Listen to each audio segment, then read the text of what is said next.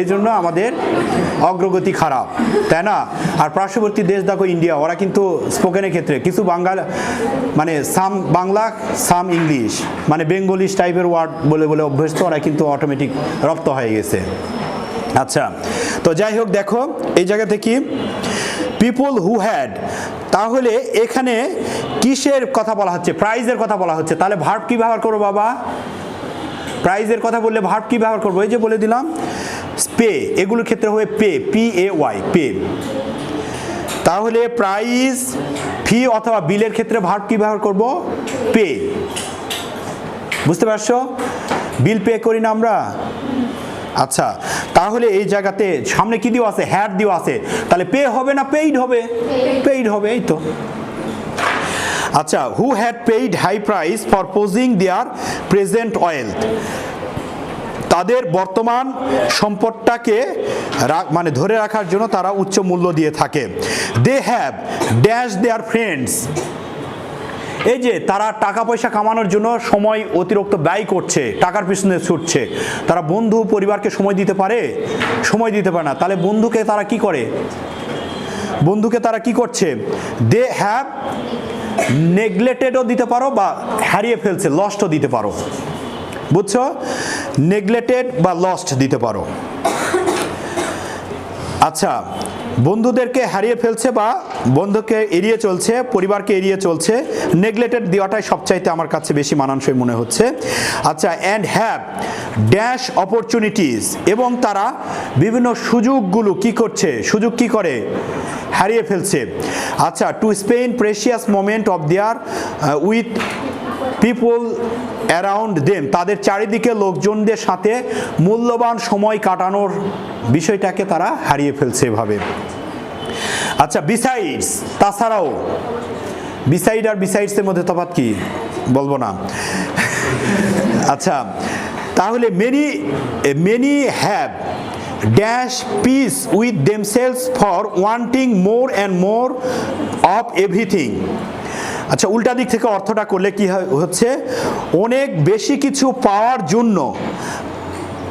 জন্য তাহলে তারা কি করছে? তাদের শান্তিটাকে কি করছে? তারা হারিয়ে ফেলছে বা শান্তিটাকে তারা এড়িয়ে যাচ্ছে। এখানে নেগলেক্টেড দিলে দিতে পারো অথবা লস্ট।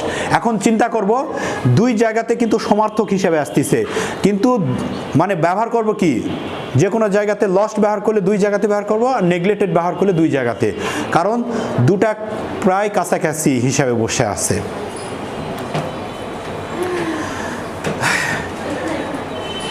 তিন নাম্বার শেষ, আর অ্যাডভান্স হব হই, সমস্যা নেই, এগুলো একটু কম সময় নেই। দেখো 4 number, terrorism is a devastating phenomenon of the modern world. এটা এক্সপ্লেনেটারি করতে হবে। ফেনোমেনন মানে কি বাবা? ফেনোমেনন মানে কি? ঘটনা বা বিষয়। বিষয়, ফেনোমেনন এটা একটা ফরেন ওয়ার্ডস। ইংরেজি শব্দের মধ্যেও বিদেশি ওয়ার্ড আছে, এটা জানো? যেগুলো হচ্ছে ল্যাটিন ওয়ার্ডস, এগুলো হচ্ছে বিদেশি ওয়ার্ড। যেমন বায়োডাটা বলি আমরা, আবার ক্যারিকুলাম ভিটা, দুটার মধ্যে তফাৎ কি? হ্যাঁ, ক্যারিকুলাম ভিটা মানেও হচ্ছে জীবন বৃত্তান্ত, বায়োডাটা মানেও জীবন বৃত্তান্ত। এগ বলি, ওভাল বলি, দুটার মধ্যে তফাৎ কি? এগ মানে ডিম, ওভাল মানে কি? ডিম্বাকার।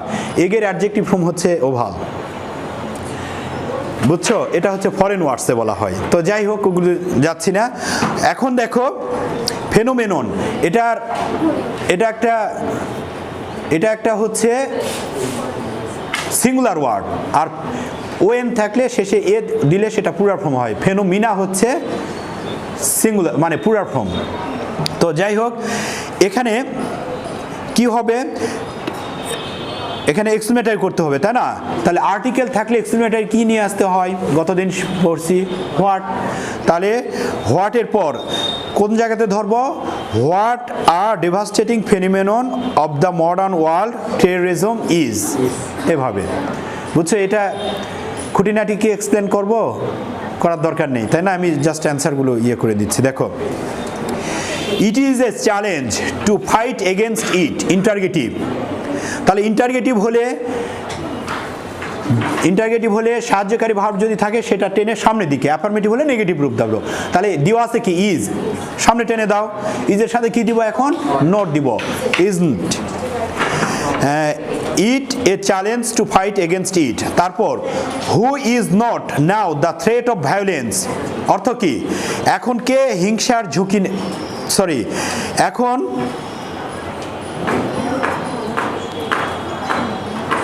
অর্থটা হচ্ছে এখন কে হিংসার ঝুঁকিতে নেই। তো যাই হোক, হু থাকলে কি হয় বাবা, হু থাকলে এভরিবডি, এভরিওয়ান, অল, অথবা নোবডি, নো ওয়ান, নান। নোট যদি থাকে তাহলে কি নিয়ে আসবো, এভরিবডি, এভরিওয়ান, অলের কোনো একটা। আর যদি নোট না থাকে তাহলে কি দিব, নোবডি দিব। তাহলে এখানে নোট আছে, নোট আছে, তাহলে কি দিব আমরা, এভরিবডি দিব। তাহলে এভরিবডি, এভরিবডি ইজ, নোট তখন উঠে যাবে। তাহলে everybody is now in the threat of violence. Everybody, everyone এগুলো থার্ড পারসন সিঙ্গুলার নাম্বার, ইজি থেকে গেল, বুঝতে পেরেছি। আচ্ছা, তারপর terrorism is more disastrous than anything, এটা দুই নিমে করা যেতে পারে, নেগেটিভ। এটা মূলত কিসের রূপ দেওয়া আছে দেখো তো, কম্পারেটিভ ফর্মে দেওয়া আছে। এখন কোনো সেন্টেন্স যদি কম্পারেটিভ ফর্মে থাকে তার পজিটিভ রূপটাই হচ্ছে তার নেগেটিভ রূপ, বুঝছো, তার পজিটিভ রূপটাই তার নেগেটিভ রূপ। এখন যদি বলা হয় he is taller than I, I না মি, আই হবে না মি হবে, he is taller than I না মি, আই, মি হবে, মি হবে, সাবজেক্টিভ ফর্ম বসে, আই বসে। কিন্তু এটা হচ্ছে কি, এটা ফর্মাল ল্যাঙ্গুয়েজে, মানে লিখনি ভাষায়। আর যদি ইনফর্মাল ল্যাঙ্গুয়েজ, ইনফর্মাল ল্যাঙ্গুয়েজ কোনটা, স্পোকেন ল্যাঙ্গুয়েজ, স্পোকেন ল্যাঙ্গুয়েজে তুমি বলতে পারো হি ইজ টলার দ্যান মি। কিন্তু ফর্মাল ল্যাঙ্গুয়েজে তোমাকে কি বলতে হবে, he is taller than I, বা হি ইজ টলার দ্যান হি, মানে sorry am taller than he, এইরকম। তো যাই হোক, এটা কি কম্পারেটিভ ফর্ম না, তাহলে এটাকে পজিটিভ করলে কি হয়, তাহলে পজিটিভ কম্পারেটিভ সুপারটিভ, এটা পজিটিভের সাথে ওই যে সিম্পল কমপ্লেক্স কম্পাউন্ড বললাম না, এগুলো আসলে ক্লাসে একটা বিষয়ে আলোচনা করতে গেলে অনেক বিষয়। তাহলে কম্পারেটিভ এবং সুপারটিভ, যেমন আপন ভাই ভাই বললাম না, এই পজিটিভ কম্পারেটিভ সুপারটিভের সময় মানে সুপারটিভ এবং কম্পারেটিভ এগুলো ফরমেশনটা এক থাকে, আর পজিটিভটা থাকে উল্টা দিক থেকে আসতে হয়। তাহলে উল্টা দিক কি, এটা, তাহলে আই, তারপর কি ভার্ব হিসেবে দিয়ে আছে এটা, তাহলে এখানে আমরা দিব কি আম। অ্যাফার্মেটিভ আছে তাহলে নেগেটিভ রূপদান করব নট। তারপর কি অ্যাজ, পজিটিভ, পজিটিভ ফর্ম যখন থাকে দুই দিকে দুটো সৈনিক কি থাকে, অ্যাজ, তাই না। তাহলে অ্যাজ, টল, অ্যাজ, এই সাবজেক্টিভ ফর্ম, বুঝছো এইটা। তাহলে এই আওতায় যদি করি তাহলে কি হচ্ছে বলো দেখি বাবা, তাহলে শেষের দিক থেকে নিয়ে আসো, anything, anything is not as disastrous, is not as disastrous as terrorism। এখন কেউ যদি এনিথিং না দিয়ে ওখানে কি করো, নাথিং দাও, তাহলে নোট দেওয়ার দরকার নেই, বুঝছো। আবার কেউ যদি এদিক থেকে করো, টেররিজম ইজ নট, তাহলে মোরের অপোজিট কি, less, less disastrous than anything, এভাবে করলেও হবে, বুঝছো। তারপর দেখো, it is a very corrosive problem of the modern world, it is a very corrosive problem of the modern world। এটা কি করতে হবে, কমপ্লেক্স, মানে যদি এটা তুমি করতে পারো তাহলে এটা he is a good man, এটাকে কমপ্লেক্স করলে কি হয় বলো, he is a good man, he is a man who is good. তাহলে কোনটাকে আমরা বাদ দিলাম, এই অ্যাডজেক্টিভ ওয়ার্ডটাকে আমরা স্কিপ করলাম, তাই না, করে এটা ব্যক্তি আছে এই জন্য কি করলাম হু, আর প্রেজেন্ট টেন্স যেহেতু আছে হু ইজ গুড, তাই কি না বাবা। আচ্ছা, এখন তাহলে এই অ্যাডজেক্টিভ ওয়ার্ডটা কোনো নিয়মে যদি না পাওয়া যায় তখন অ্যাডজেক্টিভ ওয়ার্ড থাকলেও সেটাকে স্কিপ করতে হয়। এখানে দেখো এটা কোনো নিয়মের আওতায় পাচ্ছি না, তখন অ্যাডজেক্টিভ ওয়ার্ডটাকে স্কিপ করবো। এই যে কথা বলছো পিছনে, দেখো অ্যাডজেক্টিভ ওয়ার্ড কোনটা বলো, তুমি বলো, সুরিয়ার পাশে, তোমার নাম কি বাবা,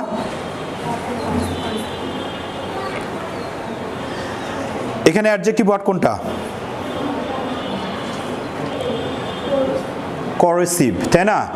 আচ্ছা, তাহলে এই অ্যাডজেক্টিভ ওয়ার্ডটাকে স্টপ রাখো, তাহলে অ্যাডজেক্টিভের সাথে অ্যাডভার্ব ওয়ার্ডটাকেও ধরে রাখো, কারণ অ্যাডজেক্টিভের পূর্বে অ্যাডভার্ব বসবে তো।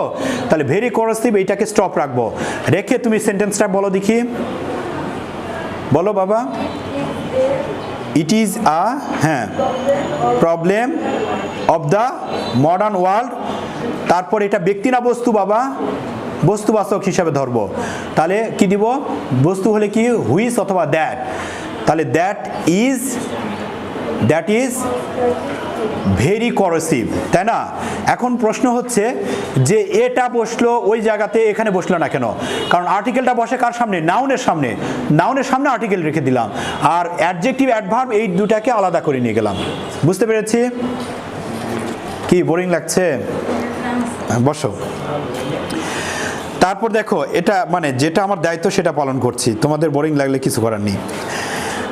আচ্ছা, তারপর দেখো, nobody wants his children to be terrorist in future, interrogative. তাহলে ইন্টারগেটিভ হলে নোবডি নো ওয়ান না থাকলে শুধুমাত্র হু দিব, তাহলে ইন্টারগেটিভ হয়ে যাবে। কি নোবডি নো ওয়ান না থাকলে কি দিব? ওটার পরিবর্তে খালি হু দিব আর শেষে প্রশ্নবোধক চিহ্ন দিব, তাহলে হয়ে যাবে। বুঝছো? তাহলে নোবডি আছে, হু দিলাম, আর শেষের দিকে প্রশ্নবোধক চিহ্ন দিলাম, তাহলে interrogative. Who wants his children to be, আরও নিয়মে করা যায়, আমি ওদিকে যাচ্ছি না। Though there is a law to punish the terrorist, যদিও আইন আছে সন্ত্রাসীদের কি করা, শাস্তি দেওয়ার জন্য আইন আছে, it is not properly applied, কিন্তু এটা কি সম্পন্ন করা হচ্ছে না, তাই না? যথাযথভাবে করা হচ্ছে না। তাহলে দো অল দো এই জনিত সেন্টেন্স, খেয়াল করো তো, দো অল দো থাকলে সিম্পল সেন্টেন্সে কি হয় বাবা? ইন স্পাইট অফ, অথবা অনেকে মানে দু একজন ডেসপাইটের পর অফ দিয়েছ। ডেসপাইট আমি সেদিন শিখে দিলাম না, ডেসপাইটের পর কোনো প্রেপোজিশন বসে না, কারণ ডেসপাইট নিজেই কি একটা প্রেপোজিশন। তাহলে ডেসপাইট, এখন সাবজেক্ট দুটা যদি আলাদা হয় তাহলে সাবজেক্টটা নিতে হয়। এখন দেয়ারটা কি সাবজেক্ট, এখানকার সেন্টেন্সের সাবজেক্ট কি দেয়ার, মানে দো অল দোর পর এখানে সাবজেক্ট কি দেওয়া আছে বাবা? দেয়ার। আর ওই সেন্টেন্সে আরেকটা ক্লজের সাবজেক্ট কি দেওয়া আছে?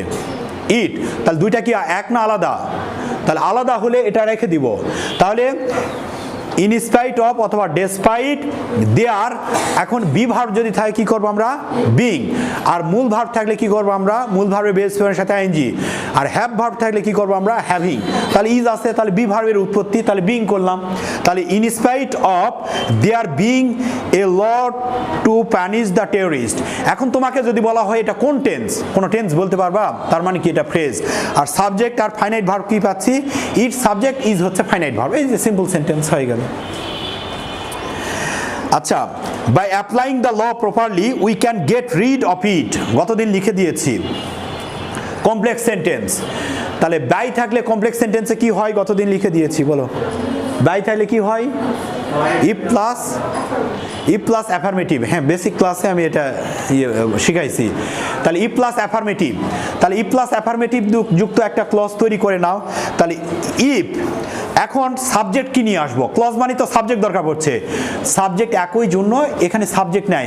তাহলে ওই যে দ্বিতীয় ক্লজের যে সাবজেক্ট এখানে নিয়ে আসবো, তাহলে দ্বিতীয় ক্লজের সাবজেক্ট কি বাবা? উই, তাই না? তাহলে উই। এখন দেখো, যেহেতু এটা প্রেজেন্ট টেন্স, তাহলে কি দিব আমরা? Present indefinite tense. তাহলে if we apply the law properly, তারপর যা আছে তাই, বুঝছো? If we apply the law properly, তারপর যেটা we have to create social awareness, আমাদেরকে সামাজিক সচেতনতা তৈরি করতে হবে, টু ফাইট এগেনস্ট করাপশন, দুর্নীতির বিরুদ্ধে যুদ্ধ করার জন্য। একবারে সহজ হিসাব, দ্বিতীয় ভার্বের পূর্বে যদি টু থাকে তার আগ পর্যন্ত কম্পাউন্ড করার জন্য তার আগ পর্যন্ত নিব। তাহলে কি নিব আমরা? We have to create social awareness, এ পর্যন্ত নিলাম। অ্যান্ড, এই জায়গাতে কি যুক্ত করব? অ্যান্ড। এখন দেখো, তাহলে আগের সেন্টেন্সের সাথে মিল আছে কি? উই হ্যাভ টু, হ্যাভ টুর পর কি দিব আছে? ক্রিয়েট। তাহলে উই হ্যাভ টু এখানে হিডেন আছে, তাহলে উই হ্যাভ টু ফাইট। তার মানে কি? ওই যে টুর জায়গা শুধু অ্যান্ড যুক্ত করলেই হয়ে যাচ্ছে, টুর জায়গা শুধু অ্যান্ড, বুঝছো? আচ্ছা, এটা আবার অন্য বিকল্প নিয়মেও করা যেতে পারে, অ্যান্ড উই ক্যান, এভাবেও করা যেতে পারে, ঠিক আছে? সো দ্যাট দিলে কমপ্লেক্স হয়ে যাচ্ছে বাবা, কিন্তু এটা কম্পাউন্ড করতে বলছে, তোমাকে অ্যান্ড নিয়ে আসতে হবে। তো ওই সো দ্যাটটা উঠায় দাও, উঠাই দিয়ে তারপর ওই ফরমেশন অনুযায়ী দিলে ঠিক আছে। সিম্পল কমপ্লেক্স কম্পাউন্ড খুব কঠিন জায়গা নয়, বুঝছো? অল্প কয়েকটা রুলস ওই আন্ডারেই কিন্তু পরীক্ষাতে থাকে, বারবার আসে কিন্তু। তারপর দেখো, we all should avoid the killers of mankind, negative করতে হবে। তাহলে এখানে নোট কথা নিয়ে আসবো, একটা ওয়ার্ডে অপোজিট দিব নাকি, তাহলে নেগেটিভ হয়ে যাবে। তাহলে উই অল শুডের পর তো নোট দিব নাকি, সাহায্য করে। তাহলে উই অল শুড নট, অ্যাভয়েডের অপোজিট কি? অ্যাভয়েড করা মানে কি? এড়িয়ে যাওয়া। আর এড়িয়ে না যায় কি? গ্রহণ করা। গ্রহণ করার ইংরেজি কি? অ্যাকসেপ্ট, তাই না? তাহলে এখানে অ্যাভয়েডের জায়গায় অ্যাকসেপ্ট দিতে পারি, সাপোর্ট দিতে পারি, অথবা কঠিনভাবে একটা ওয়ার্ড বলবো ইনডলজ দিতে পারি, বুঝছো? যেটা দিব সেটাই হবে। আচ্ছা, এই হলো রাইটিং। রাইটিংয়ের অনেকে কিন্তু সমস্যা, ম্যাক্সিমাম স্টুডেন্ট কিন্তু সমস্যা করেছো। রাইটিং লেখার মূল যে ফরম্যাট সেটা অনুসরণ করো নাই। যেমন রাইটিং তোমরা লিখছো ভুল কোন কোন জায়গাতে, এই জায়গাগুলো নিয়ে আমি আগামী ক্লাস যদি থাকে সেই ক্লাসে মনে করে দিব, আমি বুঝাই দিব। কারণ রাইটিং পার্টে কোন বিষয়গুলো তোমরা ইগনোর করছো, কোন জায়গাতে গ্যাপ দেওয়া লাগে। ফর্মাল লেটার লিখছো, ঠিক আছে, গ্যাপ কোন কোন জায়গাতে মেনটেন করতে হয় সেটা কেউ কিন্তু ফলো করো নাই। আচ্ছা, তারিখ দিয়েছো, তারিখের পর এই যে এই হাইফেন বার, এটা করা যাবে না। তারিখের পর এইটা দিতে হবে, ধরো 20 তারিখ। তবে সবচেয়ে স্মার্ট হচ্ছে ধরো আচ্ছা কত তারিখ? 4, তাহলে 4th জানুয়ারি 2026। আচ্ছা, আবার অনেকে করে কি এভাবে, জানুয়ারি আগে লিখে জানুয়ারি 4, 2026। এটা করা যাবে না, এটা করা যাবে না। ধরন কিন্তু ঠিক, কিন্তু এটা লেখা যাবে না। কি জন্য লেখা যাবে না? এটা হচ্ছে ব্রিটিশ আর এটা হচ্ছে আমেরিকান। তুমি রাইটিং পার্টটা যেটা লিখছো আমেরিকান ফরম্যাটে, তার মানে কি আমেরিকান ফরম্যাটে এটা অনেক ভালো ভালো স্টুডেন্ট তারা কিন্তু জানে না 100%, ঠিক আছে, জিজ্ঞেস করবে জানে না। তাহলে তারপর এটার পর একটু গ্যাপ দিতে হয়, কিন্তু গ্যাপ কয়জন মেনটেন করছো? আবার টু দ্য প্রিন্সিপাল ওভাবে লিখছো, ওটা লেখা যাবে না। টু দ্য হেডমাস্টার লেখা যাবে না, ডিরেক্ট দ্য হেডমাস্টার গ্যাপ দিয়ে। তারপর অ্যাড্রেসিং সূচক শব্দ, ওটার পর ফুল স্টপ, ওটা ফ্রেজ তুমি ব্যবহার করছো, ফ্রেজের পর কি ফুল স্টপ বসে বাবা, ওগুলো জায়গাতে ভুল করছো, গ্যাপ মেনটেন করো নাই। কিন্তু অ্যাপ্লিকেশানে মূল, শোনো, তোমাদের যে অ্যাপ্লিকেশানটা আছে, আমি একটা অ্যাপ্লিকেশানে গত লিখাই দিব, নিয়ে ওই অ্যাপ্লিকেশান দিয়ে মোটামুটি তোমার 20 থেকে 22টার মতো অ্যাপ্লিকেশান লিখতে পারবা, ঠিক আছে। তারপর ইমেল দিয়ে একজন লিখছো, ইমেল লিখার সময়ও ভুল করছো। ইমেলটা কি? ইমেলের লিখার যে ফরম্যাটটা সেটা, যেমন টু দিয়ে যে অ্যাড্রেসটা লিখছো, এই টু দিয়ে অ্যাড্রেস লিখার সময় কিন্তু গ্যাপ, মানে গ্যাপ দিয়ে গ্যাপ মেনটেন করছো, গ্যাপ মেনটেন করা যাবে না। এগুলি লিখে আমি শিখাবো। সাবজেক্ট লিখছো, এসইউবি লিখে কলম দিছো, এসইউবি বলতে কি আধা বা উপ, এটার কোনো অর্থ হলো সাবজেক্ট। অ্যাপ্লিকেশান লিখতেছো টোটাল কার্টিসি মেনটেন করে লিখতে হবে, কিন্তু সেটা অনেকে করো নাই। তো ঠিক আছে, আমি দীর্ঘ সময় নিয়েছি, এর জন্য দুঃখিত। ঠিক আছে, ক্লাস একটু সময় নিলাম, কি জন্য এগুলো দরকার আছে। তো ঠিক আছে, আজকে পর্যন্তই। Thank you.